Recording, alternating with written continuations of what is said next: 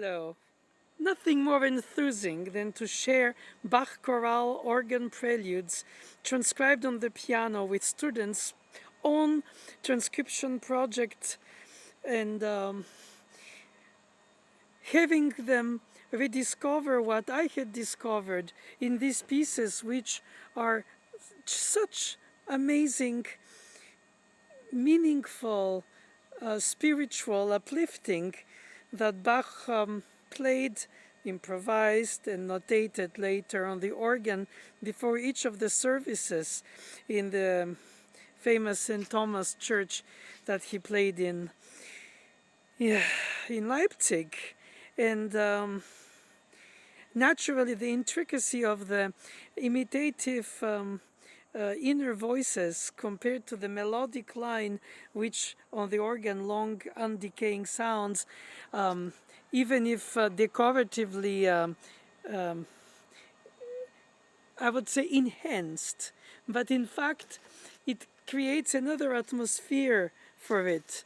It becomes more like a statement of faith for Bach, because it wasn't just his job, it was really his conviction in the Lutheran faith that the chorale, which is sung on the melody written by Martin Luther in a 4-part version, note for note, in a chorale at the end of the service, he plays in the opening when the congregation enters in the church, a chorale prelude that has the melodic line embellished and stretched in tempi for long lasting values, and then the inner voices are like so beautifully carved and so beautifully interacting and so smoothly, expressively, emotionally bringing the mood, psychologically manipulating the listener with dissonant intervals like diminished fourths, diminished thirds,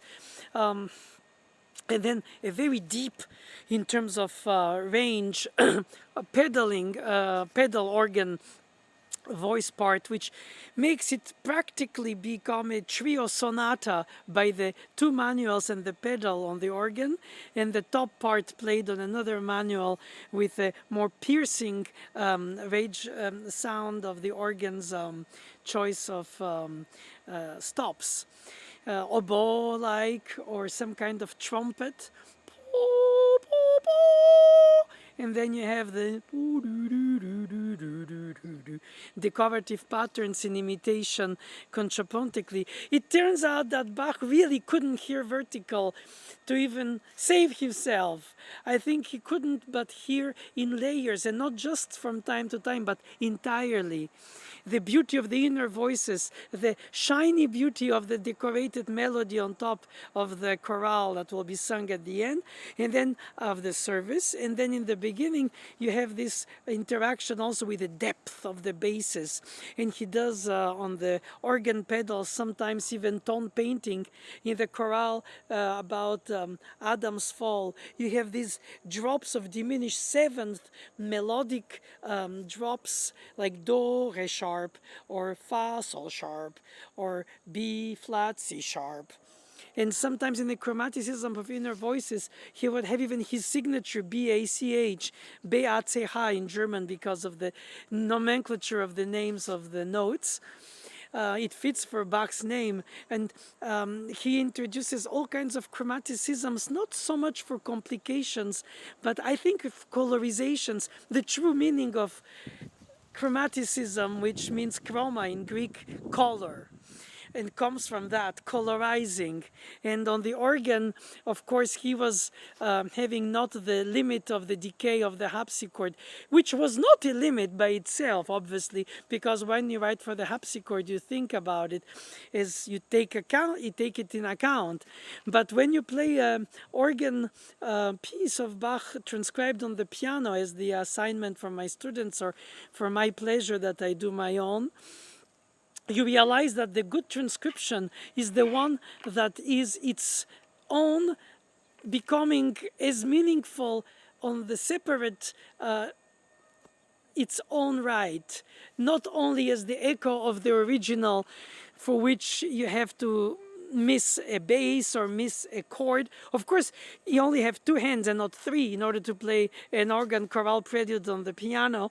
So you have to be very creative in the ways you display the voices, depending of how much stretch you have in your hand for the 10th or the 11th and the middle voices. Or then you bunch them up by doing reversible contrapoint, which Bach anyway took in account in the first place, if it needed. So that doesn't denature the piece. But then what makes it so exciting is that it sounds so beautifully on the piano too.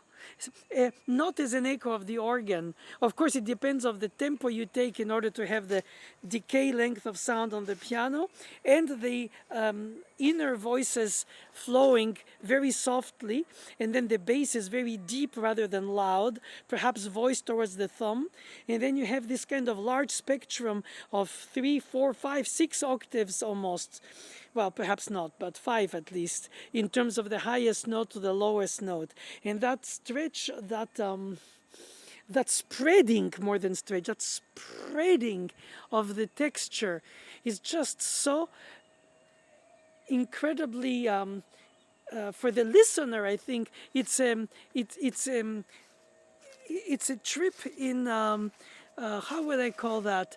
Not only meditation, of course, okay, that is true, but very reflective. You have to listen to it with attention because so much is going on. It's not just a melody with an accompaniment, it's way more than that as I described it. But at the same time, it brings you to reflect upon the purpose of things, really. It's philosophical miniatures, vignettes, really what it is. And I find that they gain a beautiful meaning different from the organ on the piano. But in order to read the music, you have to go from the organ 3 staffs writing with clefs for the middle voices to avoid the ledger lines. That's Bach's technique for making more on the same page notes. But then you have this kind of layered organization that you have to verticalize to a certain point in order to match the two hands, as all pianists do. But in order to reach the point where, in fact, you hear a melodic line flowing on the top, in the inner voices sort of in a way interacting in a playful comment, like they comment the melodic line of the church chorale of Martin Luther, and then the basses are either in decoration in 3 parts with the 2 manuals for the organ or in the right hand of the piano, or sometimes their own, like in the Adam's Fall, for instance. Musical gesture through the expressive eloquence and the rhetoric of the drops of the diminished sevenths, representing Adam's fall from paradise. And I find that described like this, it sounds very mechanical, organ piece, and in a way not so, as it is, spiritually uplifting, emotionally very intense, and very withheld, very not spreading the feelings around, but just focused. Every ornament, every decoration, every suspension, every delayed resolution, every chromaticism is so subtly chosen that in this relatively short piece you hear a lot of things happening that you might, even if you're not attentive in your hearing, of course if you have a score is different, but even without that, so much is happening in so little time, with grace and intensity, beauty and elevation of the spirit, reflection and a certain meditational spirit to it, with decorative patterns, but as well as ornamental ways to really enhance the melodic line. I think in both cases they sound very convincing, even if the instruments are fundamentally, if not opposite, at least in their sound production. The piano vibrates after hitting a hammer or a string, and so you basically hear it as an exhaling. On the organ, there's a continuous air through the pipe. So in a way, you hear the decorative patterns in the background, because in the foreground you have the held sounds of the long values of the chorale. And never on the piano with the decay, you start, of course you have to try to play very soft the patterns of the faster notes, and louder at the get-go the longer values, but not too loud in order not to get out of the context of the character, but to maintain the decay from fully decaying before the next note of the chorale that is so spread, compared to the decorative patterns that are so in shorter values but softer played. So you voice, layer, organize, shape, sound paint, or a phrase, direction of the line, phrasing, pedaling, ritenuto even, and not to mention, to avoid the confusion of the fermatas every few notes of the whole notes of the chromatic chorale. Well, Bach writes more chromatic, and Martin Luther wrote it more diatonic. But the point is that this is the marking punctuation of the end of the stanza, and then you start the next stanza, and therefore you can do it with a breathing on the performance. You stop and you restart to acknowledge it. So it's a group of bars. It's more like a psalming, which it is, than just playing groups of bars by a certain number. Here it's, of course, without the words of the chorale that being sung, without the lyrics, without the text in German of the titles, except, of course, for the titles. And then you have the musical transcription of the musical elevation, really. I find that the music doesn't, in Bach's writing, the music doesn't try to imitate or sound paint only the meaning of the words, which it serves, which it's set in music for of. But at the same time, it does too. I think that's the beauty about Bach, in my humble view, is that he combines the spiritual with the daily, the uplifting with the deep in the rooted, at the same time in the soil, and at the same time very elevated up, as if our spirit calls us to elevate us above our condition, but our condition also satisfies us with the depths of our roots in the ground. It always feels like Bach's music is some kind of intellectual, emotional, imaginary giant that stretches very high to the sky, to the heavens, and at the same time is very deeply rooted in the ground. So enthusing, so moving, so meaningful, so decorative, and so natural. So, of course, he could and did improvise them. I don't know how much the notation corresponds to the improvisation, since nobody was there to record. But even if not, what we have on the Orgelbüchlein book of the chorales in question, that he put in a book mostly to teach them to his students, I'm sure that the richness or variety of complexity or beauty, complex beauty of these intricacies of inner voices, how can I tell?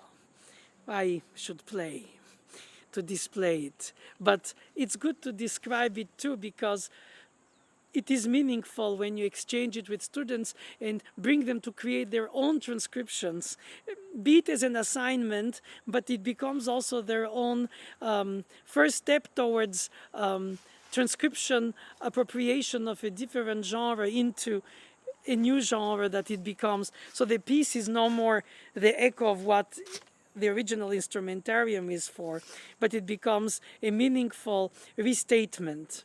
I find that very important to incorporate. Of course, when we play pieces written for the instrument, especially published by editions that claim to be the one to carry the most authentic materials, from which we can only nothing but recite the notes, because if we think outside of the box, we'll play some other decorative or a harmonic melodic note, especially in minor with the different modes of ascending and descending.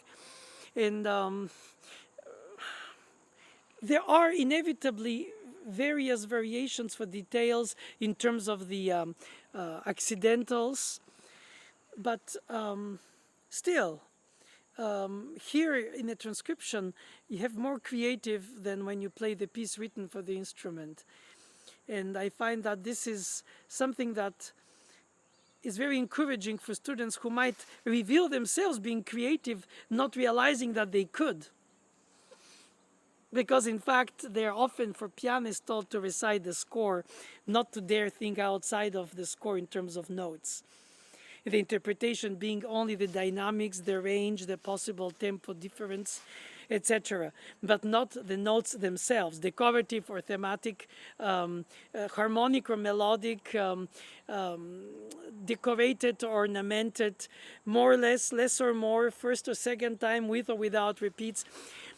These little variables are very superficial. I speak about hearing it innerly, reading it, inhaling it, filtering it, and then translating it to the piano's different ranges of the hands' dispositions, and then creatively restating it with the piano, and then playing it in a recital of piano works for which it doesn't belong as a repertoire in the first place, because it's written for the organ. And I find that to be a very meaningful, beautiful way of combining rigorousness and at the same time creativity without it to be a contradiction. It's not either or, it's both. That's why it's so enthusing when I teach it. And I hope that the students feel the same, because I think that even if naturally it's understandable they are worried of doing the wrong thing, because we're always told to play only what's written, and all of a sudden they are allowed or suggested in the assignment to creatively come up with solutions to translate the idiom on another idiom, and then all of a sudden with the instrument, which is their instrument since they're pianists, they think organ, or they think voices in the sense of contrapuntal polyphony, and all that at the same time, in the same piece. And yeah, I find that to be the most exciting, when you can combine a lot of discipline with a lot of creativity, where you realize what you could be allowed to dare.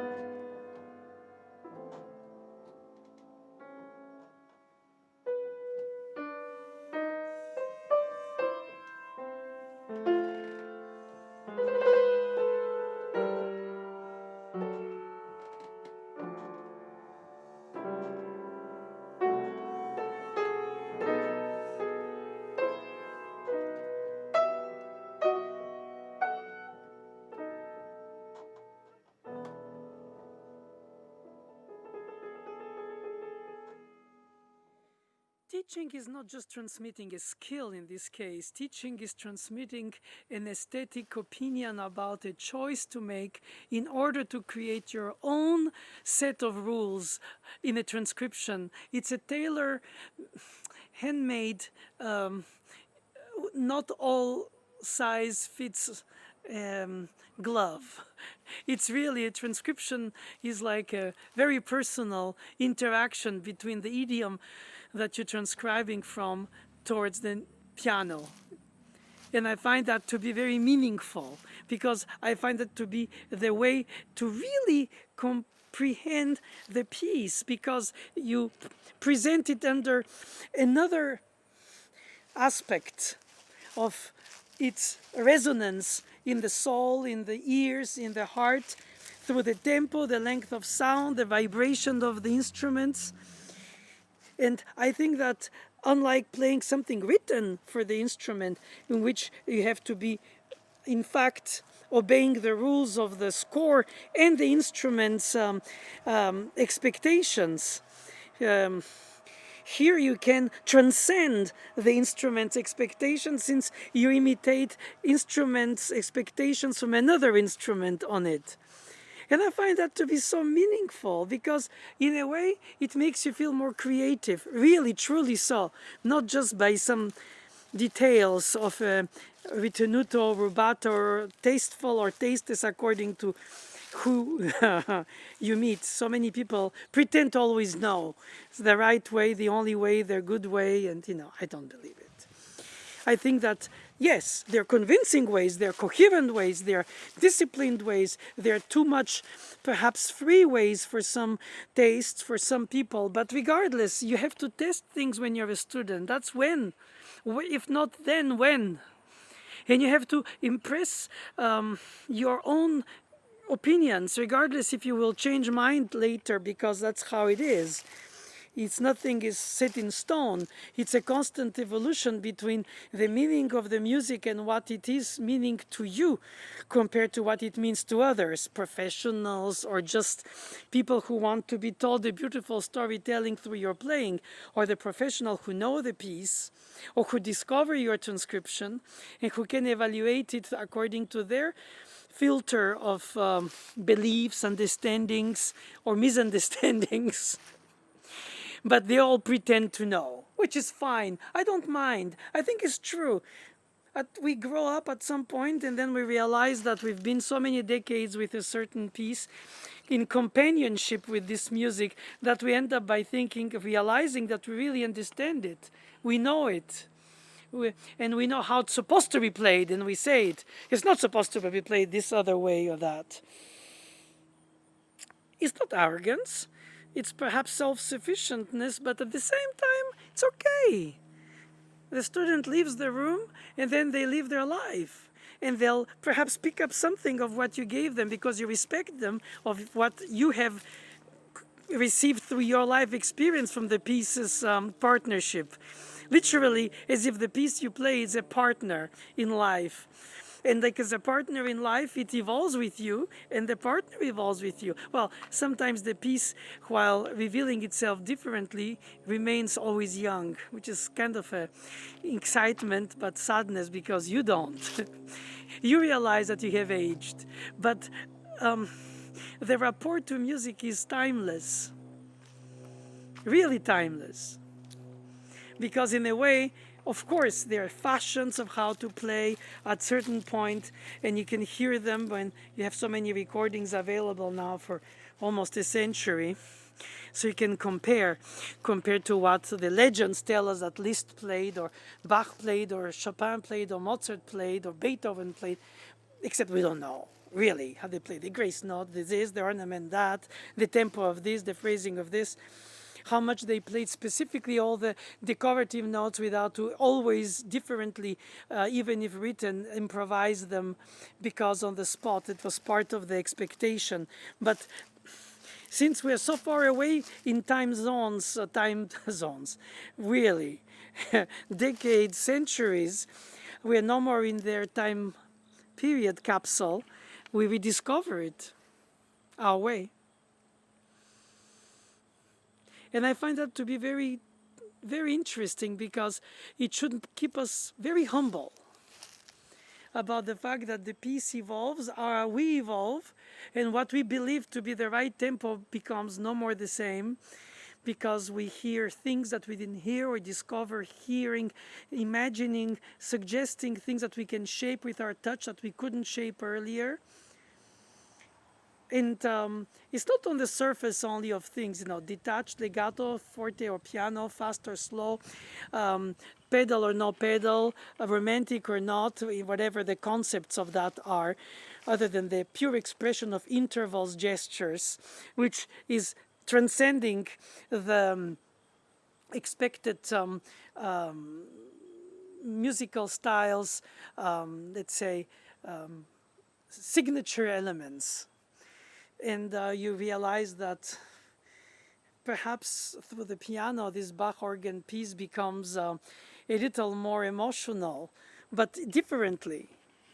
And it doesn't have to be as emotional as a Chopin ballade. Of course, in Bach's time, nobody knew Chopin's ballade. And the spectrum of emotional music through church music, in this case sacred works, in the other case he wrote music that was not sacred, but in every aspect Bach wrote always intervals, gestures, expressions, chromaticisms or diatonic elements. So in fact it's a conversation that we have with the piece through the decades that we age with, a companionship with the piece. And I find that we don't want to shy because we have a few chances to enjoy the beauty, the meaning, the fulfillment, the soulful fulfillment of the decorative patterns and the chromatic intervals.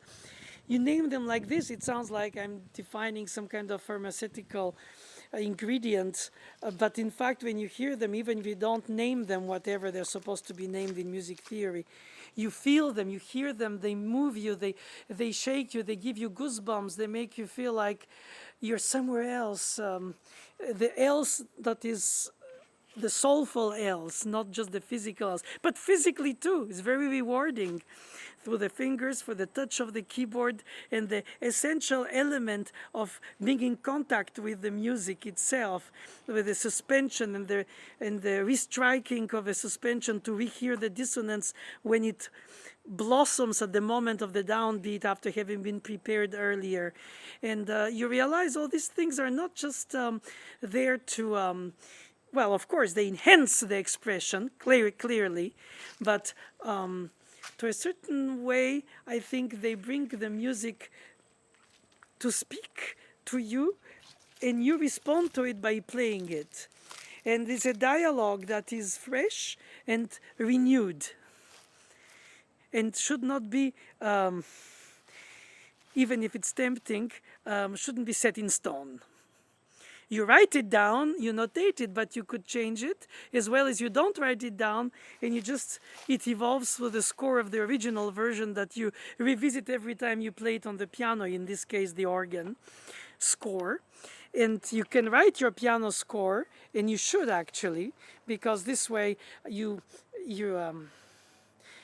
finalize choices that you could anyway evolve through time, but for a given time you fix them, and by fixing them you fix the intervals, you fix the modulations, the ranges, the expression, the beauty of these delayed resolutions, of these delayed voicing imitations of patterns.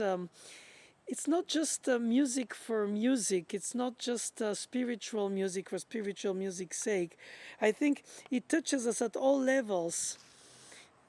As we know, it is written as a sacred piece of music for a sacred music genre. And the universality of this message transcends a given religion only in Bach's music, clearly. It talks to atheists, it talks to people who are not believers, or people who believe in different ways, or different higher powers, call it what you want.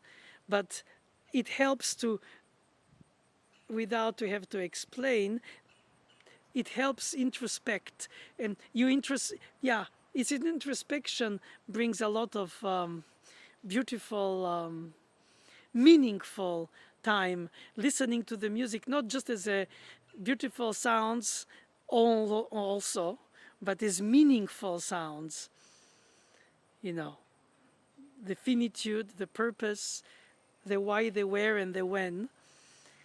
And in a way, it gives solace at the end when you hear it arrive at this cadence at the end with the fermata. It gives solace. It's as if Bach is also experiencing all this angst, but in a spiritual way, not in an emotional, personal way, something more universal, something more uplifting. And then, yeah, I think there is a dimension of consolation in Bach's sacred music, be it cantatas, passions, organ chorales,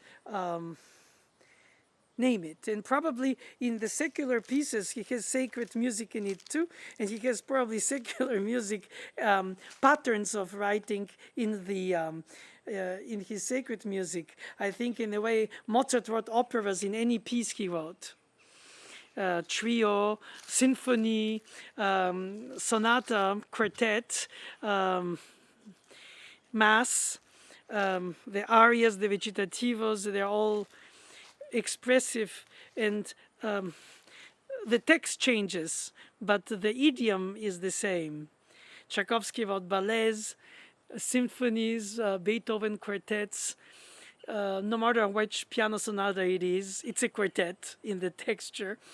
And I think Bach is an organist, and he wrote always polyphonically. He thought polyphonically, he heard innerly polyphonically. That's what I meant. The inner hearing, the inner voice comes out in plural voicing. Marvelous. Thank you, Bach.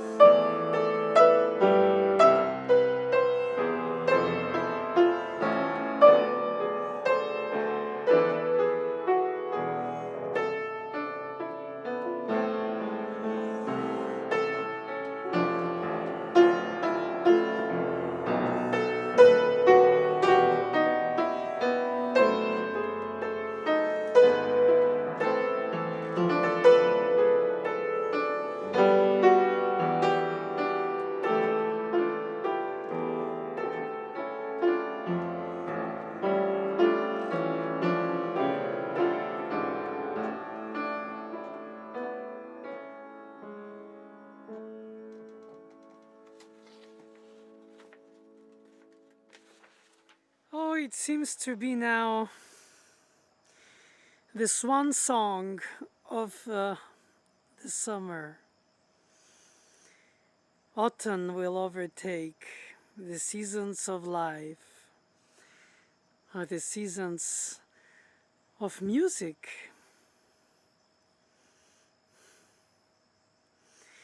It's nice when you can associate the harmony of sounds with the harmony of nature's light and sunset, sunrise colors, and it's very inspiring.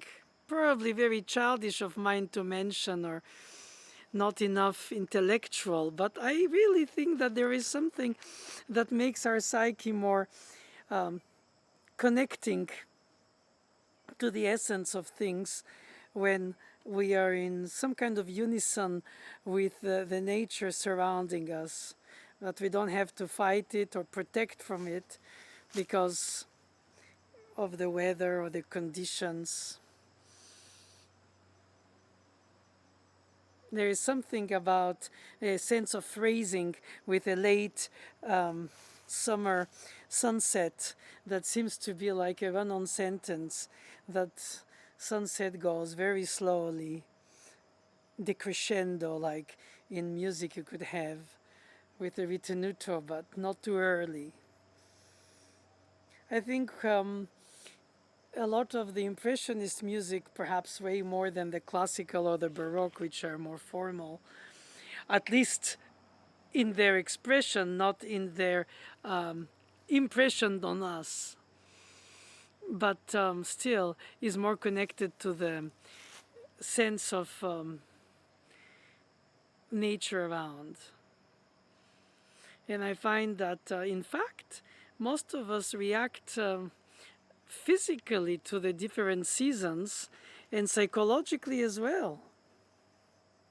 Perhaps one shouldn't take that too seriously, all of it. But it's a silly thought I wanted to share because I find it very true, at least for me. I only can talk of myself. It's one thing to theorize, organize, preciously scrutinize how to play this, how to think that, how to organize. You know, it's true. As a teacher, you spend your time wording things that you wouldn't word unless you have to transmit. You'll just work it for yourself and talk to yourself in your thoughts, so you don't really verbalize it. And so the hints become exaggerations, and what can you say? Well, there's nothing to say. You try to say the right thing. And I find that then at one point, once you know a lot, you start knowing so much that you want to just play the music without to think about the knowledge of the music. Like the style, the genre, the dance.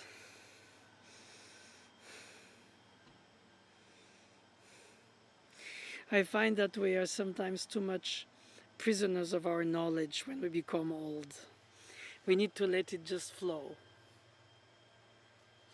intuitively. Remember why in the first place we play the piece since so many years. At some point we think we managed to play it well, and we hope our students do better. I think that would be the best thermometer sign for a good teaching, is when your students played better than you, or manage it better, or organize it better, or daydream it better, or just transmit it better.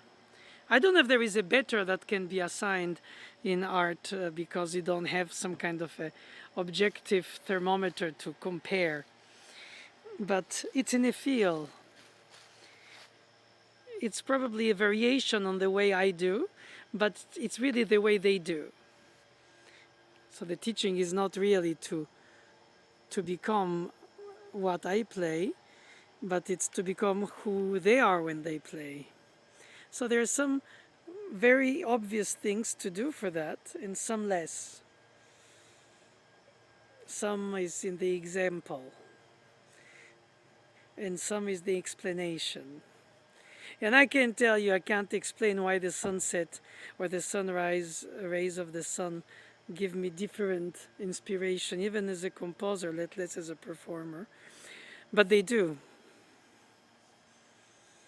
Perhaps I am too not enough cerebrally thinking music separately from its meaning, feeling, emotional expression, psychological suggestion, compared to the harmonic progression, the technical aspect, the industry of playing it, rather than an industry, well, it's not an industry, the pleasure of just being in it, immersing itself like a listener, and at the same time playing. So you have to dominate enough the technique, the concentration, and the capacity to sculpt the elements on the keyboard so that you can at the same time be on the detail and be on outside and thinking in larger scope. Basically, you listen while you play, and most of the players listen less because they're taken by the fact of having to play. So concentration, anticipation, preparation, a lot is in the muscular memory, but then sometimes it lacks, so it becomes in real time. Oh, if all this was easy.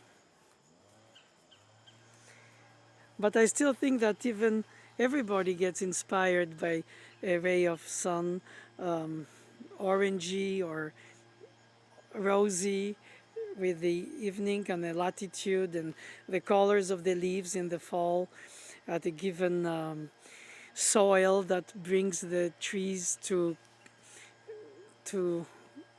become colorized differently between shades of yellow and brown and red or auburn.